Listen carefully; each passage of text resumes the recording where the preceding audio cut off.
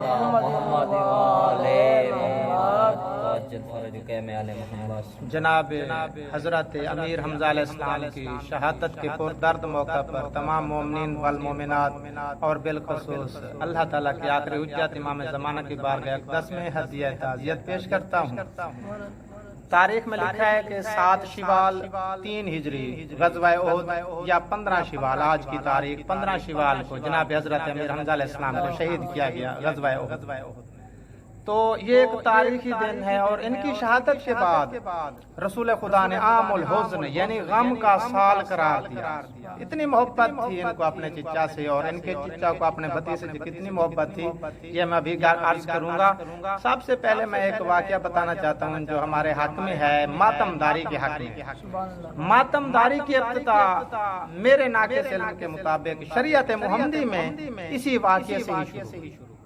اس واقعے میں بہت زیادہ ماتم داری کی گئی۔ وہ کیسے؟ سیرت النبی کتاب ہے، سیرت النبی، علامہ شبلی نعمانی ہمارے برادران اہل سنت کا دعویٰ کرتے ہیں، ائمہ اربعہ ہیں ان کے، فقہ حنفیہ، فقہ مالک، فقہ شافعی، فقہ حنبل، تو یہ 4 امام رکھنے والے ہیں، اہل سنت کا دعویٰ کرتے ہیں۔ ویسے یہ فقہ حنفیہ ہیں، فقہ شافعی ہیں، فقہ مالک، فقہ حنبلی ہیں، اہل سنت کا صرف دعویٰ کرتے ہیں۔ اہل سنت تو اسے ہی کہیں گے نا جو سنت رسول پر عمل کرتا ہو، اور سنت رسول پر عمل کیسے کیا جا سکتا ہے کہ آل رسول کے فتویٰ پر، آل رسول کے احکام پر عمل کرنے والے کو اہل سنت کہیں گے۔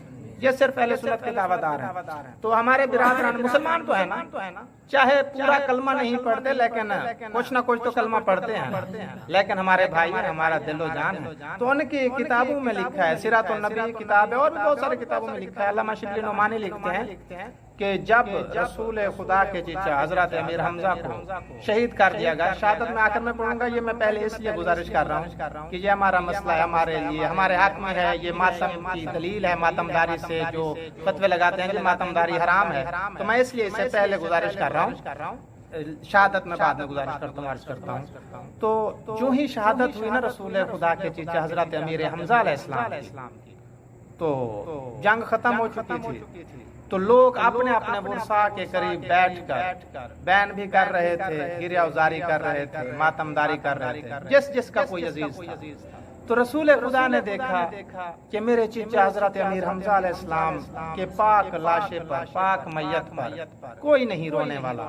حضرت علی علیہ السلام تھے، یا خود رسول خدا تھے، یا 1-2 اور ہوں گے جو ان کے عزیز ہوں گے، اپنے گھر والے ہوں گے۔ تو رسول خدا نے اللہ تعالیٰ کی بارگاہ میں گزارش کی کہ یا اللہ، میں اور میرے چچا حمزہ اتنے غریب ہو گئے کہ میرے چچا حضرت حمزہ کی موت پر، شہادت پر رونے والا کوئی نہیں ہے، ماتم داری کرنے والا کوئی نہیں ہے، باقیوں پر تو بہت زیادہ ماتم داری ہو رہی ہے، بہت زیادہ گریہ وزاری ہو رہی ہے۔ تو جب یہ آواز رسول خدا کی، انصار و مہاجرین جو اپنے اپنے عزیز و اقربا کے شہادت پر، لاشوں پر گریہ وزاری ماتم داری کر رہے تھے، انہوں نے سب کو چھوڑ کر آ کر حضرت امیر حمزہ علیہ السلام کے پاک لاشے کے گرد حلقہ بنا لیا اور نوحہ خوانی شروع کر دی۔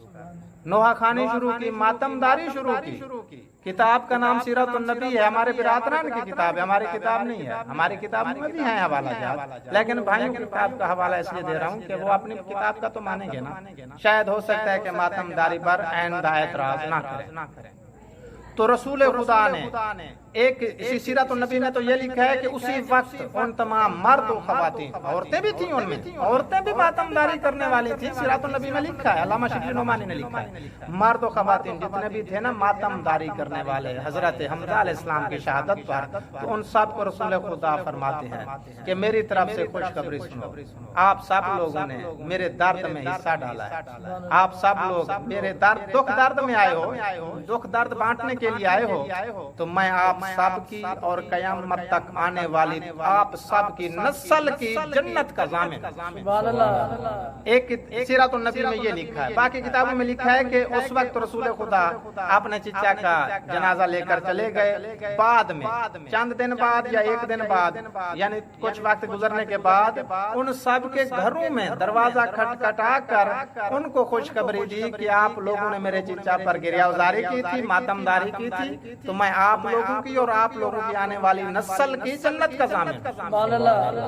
تو یہ ماتمداری کوئی بدعت نہیں ہے، رسول خدا خود کروا رہے ہیں، اور ماتمداری کرنے والے کو خوشخبری کیا دے رہے ہیں کہ آپ لوگوں کی اور آپ لوگوں کی قیامت تک آنے والی نسل کی جنت کا ضامن۔ سبحان اللہ۔ تو یہ سنت رسول ہے ماتمدار۔ صلوات پڑھیں۔ اللہم صلی علی محمد وآل محمد عاجل۔ امیر المومنین مولا علی علیہ السلام نے نہج البلاغہ میں حضرت امیر حمزہ کو اسد اللہ بھی لکھا ہے۔ اسد اللہ اللہ کا شیر۔ اسد اللہ بہت سارے ہیں، غازی عباس علیہ السلام اسد اللہ، جناب جعفر طیار اسد اللہ، اہل بیت کے گھرانے کے جتنے بھی افراد ہیں سارے کے سارے اسد اللہ ہیں، اللہ کے شیر ہیں، لیکن اسد اللہ الغالب یعنی تمام اللہ کے شیروں پر بھی غلبہ پانے والا، تمام اللہ کے شیروں کا سردار صرف مولا علی علیہ السلام۔ سبحان اللہ۔ اسد اللہ الغالب صرف مولا علی علیہ السلام۔ تو مولا علی علیہ السلام نے حضرت امیر حمزہ علیہ السلام کو اسد اللہ کا لقب بھی دیا ہے، نہج البلاغہ میں لکھا ہے۔ تو ایک دن کیا ہوا، ایک آخری واقعہ سنا تو پھر شہادت میں گزارش کرتا ہوں کہ رسول خدا زخمی حالت میں گھر آئے تو دیکھا حضرت امیر حمزہ علیہ السلام نے۔ حضرت امیر حمزہ علیہ السلام اس وقت شکار سے واپس آئے تھے۔ انہوں نے دیکھا یا رسول اللہ، اے میرے بھتیجے یہ کیا ہو گیا، آپ کو کس نے زخمی کیا؟ تو رسول خدا نے فرمایا چھوڑو چچا جان، کوئی ایسی بات نہیں، رحمت للعالمین جو تھے، لوگ پتھر مارتے تھے آپ دعا دیتے تھے، وما ارسلناک الا رحمت للعالمین جو ہیں۔ تو حضرت حمزہ نے اصرار کیا، نہیں چچا نہیں میرے بھتیجے مجھے بتائیں آپ کے ساتھ یہ زیادتی کس نے کی ہے؟ تو رسول خدا نے فرمایا کہ ابو جہل یا ابو لہب کا نام ہے، غالباً میرے ذہن میں نہیں ہے، ابو لہب تھا یا ابو جہل تھا۔ تو حضرت رسول خدا فرماتے ہیں کہ ابو جہل نے مجھے پتھر مارا ہے۔ تو حضرت امیر حمزہ علیہ السلام جلال میں آئے، وہ تیر کمان جو ابھی اتارنے والے تھے شکار سے واپس آئے تھے، تو وہی کمان بغل میں دوبارہ ڈالا اور بھاگ پڑے ابو جہل کے پیچھے۔ ابو جہل کو جا کے جکڑ لیا، اسے وہ کمان مارا، تاریخ میں لکھا ہے کہ اس کی پسلیوں پر اس نے کمان مارا، حضرت امیر حمزہ علیہ السلام نے اس کی پسلیاں توڑ دی ابو جہل کی۔ پھر واپس آئے اور آ کے رسول خدا سے فرماتے ہیں میرے پیارے بھتیجے میں نے آپ کا بدلہ لے لیا، میں نے ابو جہل کی پسلیاں توڑ دی۔ تو رسول خدا بہت خوش ہوئے، اور رسول خدا بہت پیار کرتے تھے اپنے اس چچا سے، حضرت امیر حمزہ علیہ السلام سے، اور حضرت امیر حمزہ علیہ السلام اپنے بھتیجے سے بہت پیار کرتے ہیں۔ تو ہمارے برادران اعمار پر رکھنے والے، چار اماموں کو ماننے والے یہ لکھتے ہیں، اکثر ملتا ہے ان کی روایات میں کہ جب اسی واقعے کے ویسے بھی بہت ساری جگہوں پر حضرت امیر حمزہ علیہ السلام نے مدد کی ہے رسول خدا کی، اس مدد کے بعد رسول خدا فرماتے ہیں کہ اے میرے چچا، یہ برادران کی روایت میں بتا رہا ہوں کہ آپ نے میری مدد کی ہے، اب مجھے اللہ کی مدد، اللہ کا جو دین میں لایا ہوں وہ دین اپنا لیں اور میری مدد کریں۔ تو کیونکہ میں آپ سے بہت پیار کرتا ہوں، آپ نے میری مدد کی ہے، آپ کا احسان چکانا چاہتا ہوں، آپ مسلمان ہو جائیں۔ تو حضرت امیر حمزہ علیہ السلام اسی وقت کلمہ پڑھتے ہیں۔ ہمارے نظریے میں تو پہلے سے ہی مسلمان تھے، لیکن بھائی لکھتے ہیں اب ہمارے بھائی ائمہ اربعہ رکھنے والے، چار اماموں کو ماننے والے یہ لکھ بیٹھے کہ حضرت امیر حمزہ علیہ السلام نے ایک دفعہ مدد کی رسول خدا کی، اور رسول خدا نے انہیں پیار کا اظہار کرتے ہوئے، پیار کا دعویٰ کرتے ہوئے ان سے کلمہ پڑھوایا۔ اور ایک اور بھی ان کے چچا ہیں جن کا نام حضرت ابو طالب علیہ السلام ہے، جو ساری زندگی بچپن سے لے کر جوانی تک رسول خدا کی مدد کرتے آئے ہیں، لیکن رسول خدا نے کبھی انہیں نہیں کہا کہ آپ بھی کلمہ پڑھیں۔ یہ ہمارے برادران کی کتابوں میں ملتا ہے۔ تو اس سے ظاہر ہوتا ہے کہ کتنا بغض تھا حضرت ابو طالب علیہ السلام سے، کہ حضرت امیر حمزہ علیہ السلام نے ایک دفعہ مدد کی، ان سے کلمہ پڑھوا لیا، اور حضرت ابو طالب علیہ السلام نے بے شمار دفعہ مدد کی رسول خدا کی، اپنے بیٹوں کے بستروں پر سلاتے تھے رسول خدا کو، بے شمار ہے۔ قرآن سے میں ابھی 29 کو میرے خیال سے ہے ولادت جناب حضرت ابو طالب علیہ السلام کی، تو میں ان کا قرآن سے میں ثابت کروں گا کہ کتنی دفعہ مدد کرتے ہیں رسول خدا کی۔ تو ان کے لیے اتنا بغض برائے ان پر میں قرآن سے ثابت کروں گا کہ نکاح پڑھا اس نے، حضرت ابو طالب علیہ السلام نے رسول پاک کا نکاح پڑھا لیکن کلمہ نہیں پڑھا۔ میں اس پر بحث کروں گا، تو میں صرف یہ اس لیے گزارش کر رہا تھا کہ حضرت امیر حمزہ علیہ السلام نے ایک دفعہ مدد کی اور انہیں کلمہ پڑھوا رہے ہیں رسول خدا، لیکن آگے حضرت ابو طالب علیہ السلام کا جب نام آتا ہے تو کہتے ہیں نہیں جی انہوں نے کلمہ ہی نہیں پڑھا۔ حضرت ابو طالب علیہ السلام کے مد مقابل یہ ابو سفیان کو لاتے ہیں، وہ کہ ابو سفیان کو اپنا پیشوا بناتے ہیں جس نے دین کی دھجیاں اڑا دی، جس نے سینکڑوں لاکھوں مسلمانوں کو شہید کیا۔ وہ کہتے ہیں یہ ٹھیک تھا تو ابو طالب علیہ السلام نعوذ باللہ مسلمان ہی نہیں تھے۔ اب میں آگے بتاتا ہوں نشہادت حضرت امیر حمزہ علیہ السلام کی شہادت کس بے دردی سے ابو سفیان اور اس کی بیوی نے کروائی۔ اپنی زبانوں کو معطر کریں۔ اللهم صل على محمد وآل محمد وعجل۔ دارالسلام کتاب کا نام ہے، شیخ حاجی نوری صاحب نے لکھی ہے دارالسلام۔ اس میں بہت ساری معتبر ہستیوں کے خواب بتائے گئے، تو رسول خدا کے خواب کا بھی ذکر اسی کتاب میں دارالسلام میں۔ تو رسول خدا فرما رہے ہیں صحابہ کرام سے اپنا حضرت امیر حمزہ علیہ السلام کی شہادت کے بعد، تو صحابہ کرام سے بتا رہے ہیں کہ میرے چچا شہید ہو گئے ہیں، تو وہ میرے خواب میں آئے تھے، تو میں نے فرمایا کہ اے میرے چچا آپ کو کوئی مشکل تو پیش نہیں آئی، آپ کو کن کن چیزوں کا فائدہ ہوا، جو میں نے آپ سے فرمایا تھا کیا وہ باتیں پوری اتری ہوئی؟ تو حضرت حمزہ علیہ السلام فرماتے ہیں کہ میرے بھتیجے بالکل آپ نے جو کچھ فرمایا تھا ویسا ہی ہوا، مجھے کوئی پریشان نہیں ہوا ہے، لیکن ایک بات ضرور ہے کہ تین چیزیں جو ہے نا مجھے بہت فائدہ مند ثابت ہوئی، میرے لیے تین جو کام تھے انہوں نے مجھے بہت فائدہ دیا۔ تو رسول خدا نے فرمایا میرے چچا فرمائیں کون سی تین چیزیں؟ تو حضرت امیر حمزہ علیہ السلام فرماتے ہیں پہلی چیز جو مجھے بہت فائدہ دیتی ہے مرنے کے بعد، جس نے مجھے بہت زیادہ فائدہ دیا، میری جنت میں بہت زیادہ اضافہ ہوا، جس وجہ سے وہ بات یہ ہے کہ میں اپنے بھتیجے علی ابن ابی طالب سے محبت کرتا ہوں۔ ایک تو محبت ہی نہ بھتیجے ہونے کی وجہ سے، بھائی کے بیٹے ہیں، لیکن رسول خدا آپ نے فرمایا تھا کہ علی کی محبت رکھو گے آپ کے لیے فائدہ ہے، اس لیے رسول خدا نے فرمایا کہ علی کا ذکر عبادت ہے، علی کے فضائل سننا، کانوں سے سننا بہت بڑی عبادت ہے، علی کے فضائل لکھے ہوئے پڑھنا آنکھوں کی عبادت ہے، علی کے فضائل پڑھنا جیسے میں گزارش کرتا رہتا ہوں زبان کی عبادت ہے، اور علی کی محبت دل میں رکھنا اس سے بھی بڑی محبت ہے۔ تو حضرت امیر حمزہ فرماتے ہیں کہ تین چیزوں میں سب سے زیادہ مجھے فائدہ ہوا ہے مرنے کے بعد، وہ یہ ہے کہ میں علی ابن ابی طالب سے محبت جو کرتا ہوں۔ پھر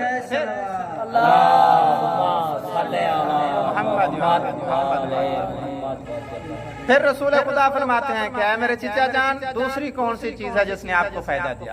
تو حضرت امیر حمزہ علیہ السلام فرماتے ہیں دوسری چیز یہ ہے کہ میرے والد محترم جناب حضرت عبد المطلب جب مجھے حاجی آتے تھے نا مکہ کا حج کرنے کے لیے، تو ان کی خدمت کرنے کے لیے میرے والد مجھے پانی پلانے کی ڈیوٹی لگاتے تھے، تو میں حاجیوں کو پانی پلاتا تھا، تو پانی پلانے کی جو ہے نا جزا مجھے بہت زیادہ مجھے بہت زیادہ ملی ہے پانی پلانے کی جگہ۔ تو پانی پلانے میں کوشش کیا کریں، پہل کیا کریں۔ روایت میں ملتا ہے کہ ماں باپ سے کبھی کوئی خدمت نہ لو، ماں باپ کو کوئی کام نہ کہو، لیکن پانی پینے کے لیے ضرور کہا کرو۔ یہ تو میں نے روایت ابھی پڑھی ہے، کچھ دن ہوئے ہیں، لیکن میں کوشش کرتا ہوں، یہ ایک پتہ نہیں فطرت میں تھا، میں اپنی امی جان سے اکثر کہتا رہتا ہوں کہ امی جان مجھے پانی پلا، مجھے خوشی ملتی ہے، میں خود بھی پی سکتا ہوں، لیکن میں اپنی امی سے کہتا ہوں کہ امی مجھے پانی پلائیں، مجھے بہت سکون ملتا ہے۔ یہ روایت تو میں نے بھی پڑھی ہے کہ ماں باپ سے آپ پانی پینے کا جو ہے نا ثواب انہیں دیں، اور انہیں کہا کریں کہ مجھے پانی پلا دیں، اے میرے ابا جان مجھے پانی پلا دیں، اے میری امی مجھے پانی پلا دیں۔ پانی پلانے کا بہت زیادہ ثواب ہے۔ حضرت امیر حمزہ علیہ السلام فرما رہے ہیں آپ کوئی مہمان ہے تو انہیں آپ جگ اور گلاس لے کے کھڑے ہو جایا کریں کہ جب وہ کھانا کھائے یا پہلے یا بعد میں جب پانی مانگے تو آپ اسے پانی دیا کریں۔ کاربلا جائیں اربعین پر تو کتنے لوگ ہوتے ہیں پانی پلانے کے لیے، پانی پلانا بہت زیادہ ثواب ہے۔ حضرت امیر حمزہ فرما رہے ہیں کہ اے میرے بھتیجے مجھے دوسری جو چیز جس نے فائدہ دیا، میں حاجیوں کو پانی پلایا کرتا، تو پانی پلانے میں پہل کیا کرتا۔ تیسری جو بڑا فائدہ مجھے ہوا، حضرت امیر حمزہ علیہ السلام فرما رہے ہیں خواب رسول میں کہ اے میرے بھتیجے تیسری جس چیز نے مجھے سب سے زیادہ فائدہ دیا ہے، شہادت سے بھی زیادہ فائدہ مجھے دیا ہے، وہ یہ ہے کہ میں آپ پر اور آپ کی آل پر صلوات جو پڑھتا ہوں۔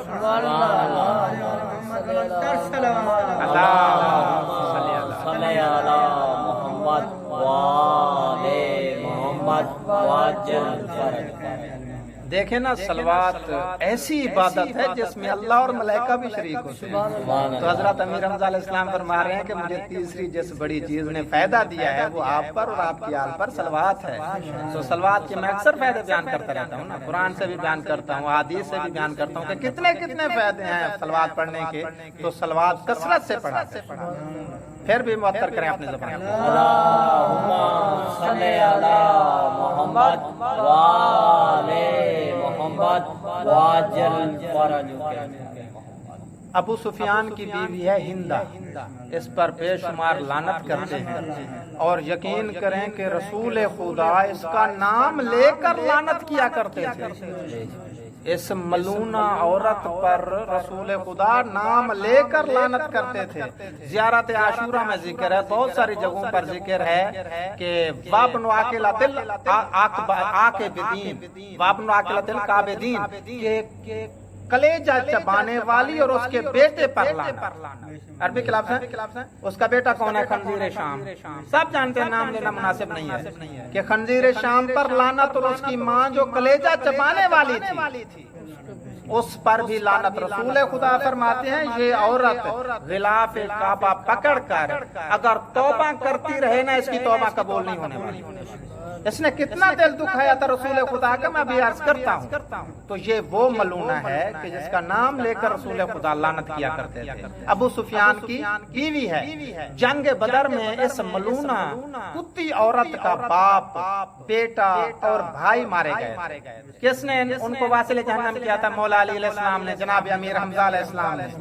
تو اس نے دل میں بغض رکھا ہوا تھا, تو اس نے اپنے ایک آشنا کا مطلب سمجھتے ہو, ویسے تو غلام لکھا ہے کتابوں میں کہ غلام تھا اس کا, وحشی نام تھا اس خبیث کا. تو اس کتے کو بلایا, اسے کہتی ہے کہ تو میرا ایک کام کر دے, تیرے کہنے پر میں کچھ بھی کیا کروں. اب میں واضح تو نہیں پڑھ سکتا, آشنا تھا اس کا, یہ خبیث کا بچہ, وحشی نام تھا اس کا. تو وہ کہتا ہے کہ حکم کریں.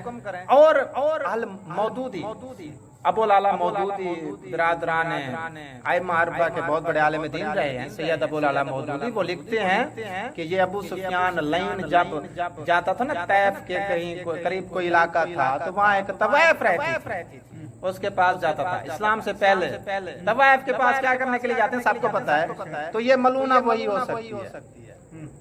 المودودی لکھتا ہے 2 نمبر دی طوائف تھی یہ حرام خور عورت. تو وحشی سے کہتی ہے کہ تو میرا ایک کام کر, میں تجھے منہ مانگا انعام دوں گی, جو کچھ تو مانگے گا میں تجھے دوں گی. تو یہ عورتوں کے ہاتھوں بلیک میل ہونے کے لیے ابھی یہ دور نہیں, اس سے پہلے بھی دور تھے. وہ دور بھی عورت کے آگے بہت جلد بلیک میل ہو جایا کرتے تھے اس دور کے جو لوگ تھے, اور عربی تو بہت زیادہ خطرناک لوگ ہوتے ہیں. تو وحشی کہتا ہے جی حکم کریں آپ. تو یہ ہندہ ملونہ کہتی ہے کہ تم علی کو کسی طرح سے مار دے, مولا علی علیہ السلام کو شہید کر. شہید تو میں کہہ رہا ہوں, اس نے مارنے کا لفظ کہا. تو وحشی کانپنے لگ جاتا ہے, کہتا ہے جی میری کہاں جرت کہ میں شیر خدا کے سامنے جاؤں, میں تو اس کے پیچھے بھی نہیں جا سکتا, اس کی نظریں چاروں طرف کام کرتی ہیں. وہ پیچھے سے بھی ویسے نظر رکھتا ہے جیسے سامنے سے رکھتا ہے. مجھے مروانا چاہتی ہو, میں نہیں مار سکتا اس شیر خدا کو. تو پھر کہتی ہے چلو ایسا کر کہ تم رسول خدا کو مار دے, رسول خدا کو شہید کر دے. شہید کا لفظ میں عرض کر رہا ہوں کیونکہ ہم تو رسول خدا کو صلی اللہ علیہ وسلم فرماتے ہیں, کہتے ہیں. تو وحشی کہتا ہے نہیں جی, اس کا خیال رکھنے کے لیے وہی علی تو ہوتا ہے. علی ابن ابی طالب ہر وقت رسول خدا کے گرد گھومتا ہے, کسی کی جرت نہیں ہے رسول خدا کے قریب جانے کی. تو یہ ملونہ پریشان ہوتی ہے, کہتی ہے چلو ٹھیک ہے, تو آخری ایک میری پسند ہے, تو اگر اسے مار دے تو پھر ٹھیک ہے, تو ان کے چچا کو مار دے, حمزہ کو. تو وحشی کہتا ہے ٹھیک ہے, میں یہ کوشش کر سکتا ہوں, میں حمزہ بھی اسد اللہ کا شیر ہے, میں اسے چپکے سے وار کر کے مارنے کی کوشش کروں. تو یہ ملون جاتا ہے, حضرت امیر حمزہ علیہ السلام مشغول جنگ ہیں, تو یہ خبیث جا کے حضرت امیر حمزہ علیہ السلام کو پشت سے نیزہ مارتا ہے. یہ لین پشت سے نیزہ مارتا ہے اور نیزہ سینے سے باہر پسلیوں کو چیرتا ہوا باہر نکلتا ہے. جناب امیر حمزہ علیہ السلام زمین پر آ جاتے ہیں، شہید ہو جاتے ہیں۔ اور تاریخ میں لکھا ہے یہ خمسان کی جنگ تھی۔ یہ جنگ چھوٹی موٹی جنگ نہیں تھی، بہت زیادہ بڑی جنگ تھی کہ رسول خدا کے چہرے مبارک کے قریب ایک پتھر جا پہنچا۔ پتھر ابو سفیان نے مارا تھا جو رسول خدا کے دندان مبارک کو زخمی کر گیا۔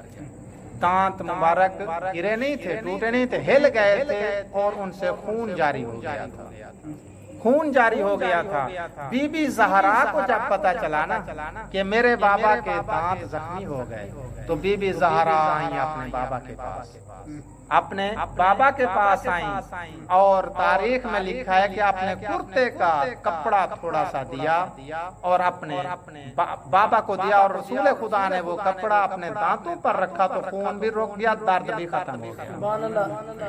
تو لکھتے ہیں یہاں پر مورخ لکھتے ہیں کہ رسول خدا کے جو درد تھا ختم ہونے کی وجہ، خون رکنے کی وجہ دو طرح کی ہو سکتی ہے۔ ایک یہ کہ انہیں اپنی بیٹی سے بہت زیادہ محبت و مودت جو تھی، اپنی بیٹی کے کرتے کا ٹکڑا جو ملنا تھا ان کو شفا مل گئی، اور یہ شفا پہلی دفعہ تو نہیں مل رہی نا، حدیث قصہ میں پڑھتے ہیں کہ رسول خدا کو جب ضعف ہوا، کمزوری ہوئی تو چادر تطہیر شفا دیتی ہے۔ اور دوسری وجہ مورخ لکھتے ہیں کہ بی بی زہرا کے کرتے میں ہے ہی شفا کہ جس کو دیں وہ شفا ملتی ہے۔ کربلا میں جناب ہور کو امام حسین علیہ السلام نے وہ جو کپڑا بندھایا تھا سر پر، نیزے پر جو وار ہوا تھا نا، نیزے کا وار اور خون نہیں روک رہا تھا جناب ہور کی پیشانی سے، تو امام حسین علیہ السلام نے رومال کا جو ٹکڑا باندھا تھا وہ بی بی زہرا کا تھا اور خون رک گیا تھا۔ تو بی بی زہرا کے کپڑے میں کتنی شفا ہے۔ تو اس سے ثابت ہوا کہ جب بی بی سکینہ آئی ہے نا امام حسین علیہ السلام کے پاس، تو یہ اپنی دادی کی سیرت اور سنت پر عمل کرتی ہوئی آئی۔ جیسے بی بی زہرا کو پتا چلا کہ میرے بابا زخمی ہیں تو وہ آ گئی اپنے بابا کے پاس، اسی طرح بی بی سکینہ کو جب پتا چلا کہ میرے بابا زخمی ہیں اور بہت بڑے زخمی ہیں تو آئی اپنے بابا کے پاس۔ پھر کچھ وقت گزرا کہ رسول خدا کو کسی نے آگے فرمایا کہ آپ کی جو پھوپھی ہے جناب حمزہ کی بہن جناب صفیہ، بی بی صفیہ، وہ آ کے اپنے بھائی کا چہرہ مبارک دیکھنا چاہتی ہے۔ تو رسول خدا نے فرمایا انہیں نہ آنے دیں کیونکہ جنگ کا موقع ہے، وہ بہت زخمی ہے۔ اور رسول خدا جانتے تھے کہ حضرت امیر حمزہ کا موسلا ہو چکا ہے، عربی میں موسلا کہتے ہیں اعضاء کاٹنے کو۔ ہندا ظالمہ ملونہ نے اپنے ہاتھوں سے اتنی نفرت تھی سے جناب امیر حمزہ علیہ السلام سے کہ اپنے ہاتھوں سے جناب امیر حمزہ علیہ السلام کی ناک کاٹی، ہونٹ کاٹے، کان کاٹے، انگلیاں کاٹیں، اور اس ملونہ نے یہ سب اعضاء کاٹ کے ہار بنایا اور اپنے گلے میں ڈال کر مکہ کی عورتوں کو دکھاتی تھی کہ دیکھو اللہ کے شیر کو میں نے کیسے مروایا۔ اس لیے نہیں نفرت کرتے تھے رسول خدا جیسی رحمت للعالمین ہستی ملونہ سے نفرت کرتے تھے، نام لے کر اس پر لعنت کیا کرتے تھے۔ کتنی بڑی ظالمہ تھی ابو سفیان کی بیوی، اور لوگ ہیں کہ اس کے بیٹوں کو، اس کے پوتوں کو عزت دیتے ہیں، اپنا پیشوا بناتے ہیں، ان کا کیا انجام ہوگا؟ تو رسول خدا جانتے تھے کہ میرے چچا کا موسلا ہو چکا ہے، ان کے اعضاء کاٹ دیے گئے ہیں، میری پھوپھی یعنی حضرت حمزہ کی بہن کہاں برداشت کر سکے گی؟ لیکن بی بی صفیہ نے اصرار کیا کہ مجھے میرے بھائی کا چہرہ دیکھنا ہے، میں جنگ میں آنا چاہتی ہوں، جنگ کی حالت میں۔ خیر بی بی کو لایا گیا، جب بی بی آئی نا اپنے، تو رسول خدا نے اس سے پہلے اپنا ابا قبا سے اپنے چچا کی پاک لاش کو ڈھانپ دیا۔ لیکن حضرت امیر حمزہ علیہ السلام کا قد مبارک لمبا تھا جیسے حضرت غازی عباس علیہ السلام کا تھا، تو پاؤں نظر آ رہے تھے اور پاؤں کی بھی تو انگلیاں اس ظالم عورت نے کاٹ لی تھی۔ تو رسول خدا نے مولا علی سے فرمایا کہ پتے درختوں کے لے آئیں اور پاؤں کو چھپا دیں کہ ہماری پھوپھی برداشت نہیں کر سکے گی اپنے بھائی کی اس حالت میں۔ تو مولا علی علیہ السلام نے پتوں سے چھپا دیا پاؤں کو۔ بی بی صفیہ آئیں، گریہ زاری کرتی ہیں، اپنے بھائی کی لاش اطہر کے قریب بیٹھ کر بیان کرتی ہیں کہ آپ میرے بہادر بھائی تھے، آپ میرے شیر بھائی تھے۔ نوحہ خوانی کر رہی ہیں، گریہ زاری کر رہی ہیں کہ میں فخر سے، مجھے ناز ہے کہ میرا حضرت حمزہ جیسا بھائی تھا، شہید ہوا ہے، میرا ناز بڑھ گیا ہے کہ اللہ کی راہ میں شہید ہوا۔ کہ اچانک سے ابا ہٹی اور بی بی صفیہ نے چہرہ جو دیکھا اپنے بھائی حضرت حمزہ کا تو بے ہوش ہو گئی۔ برداشت نہیں کر پائیں کہ میرے بھائی کی لاش کا یہ کیا حال کر دیا، ناک کاٹ دی گئی ہے، ہونٹ کاٹ دیے گئے ہیں، کان کاٹ دیے گئے ہیں، آنکھیں نکال لی گئی ہیں، تو بی بی بے ہوش ہو گئی۔ تو یہاں میں آپ لوگوں سے سوال کرتا ہوں، بی بی صفیہ سے عرض کرتا ہوں کہ بی بی آپ تو بے ہوش ہو گئی ہیں اپنے بھائی کو دیکھ کر، ایک اور بھی بھائی ہے کربلا میں جو اس سے بھی زیادہ زخمی ہے، ایک اور بہن ہے جس کا نام بی بی زینب ہے، وہ آتی ہے اپنے بھائی کی لاش پر جو اس سے کئی گنا زیادہ زخمی ہے، پامال ہو گیا، گھوڑے اس پہ سے گزر گئے، زخموں میں زخم لگے ہیں، اور سر ظالم لے گئے تھے، اسی ہندا کا پوتا کے پاس سر بھجوا دیا گیا تھا۔ بی بی زینب روتی ہوئی آتی ہے، امام سجاد علیہ السلام فرماتے ہیں کہ میری پھوپھی کے ہاتھ تو پسے گردن پھنسے ہوئے تھے نا، آئیں اور کوہنیوں سے پتھروں کو ہٹایا، کیوں آئیں اپنے بھائی کی لاش پر؟ کہ اس کی اماں بی بی زہرا کا فرمان تھا کہ میری بیٹی جب اپنے بھائی سے ودا کرنا تو اپنے بھائی کے گلے کا بوسہ ضرور لینا۔